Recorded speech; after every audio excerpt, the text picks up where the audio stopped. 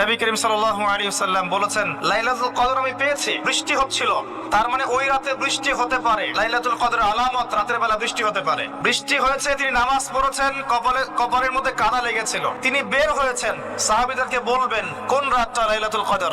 বের হয়ে দেখছেন দুজন মুসলিম আপোষে ঝগড়া করছে। এই কাজটার কারণে আল্লাহ রাব্বুল আলামিন নবী সাল্লাল্লাহু আলাইহি ওয়াসাল্লামের হৃদয় থেকে এই কথাটাকে তুলে নিলেন। তিনি আর বললেন না এক্স্যাক্টলি কোন রাতে লাইলাতুল কদর ছিল, তিনি বলতেই বেরিয়েছিলেন যে কোন রাতে লাইলাতুল কদর ছিল। আমাদের ইখতিলাফের কারণে আমরা সেই নির্দিষ্ট রাতটাকে হারিয়ে ফেলেছি। তবে এর মধ্যেই খায়র আছে। আরবিতে একটা প্রবাদ আছে, কুল্লু শার ইউজাদু ফিহিল খায়র, প্রত্যেকটা অকল্যাণের পিছনেই কোনো না কোনো কল্যাণ আছে। নির্দিষ্ট করে বলে দিলে আমরা বাকি রাতগুলো জাগতাম না। নবী সাল্লাল্লাহু আলাইহি ওয়াসাল্লাম এখন বললেন যে আমাকে ভুলিয়ে দেওয়া হয়েছে কোন রাত, তোমাদের ঝগড়ার কারণে। অতএব তোমরা শেষ দশকের বিজোড় রাতগুলোকে তালাশ করো।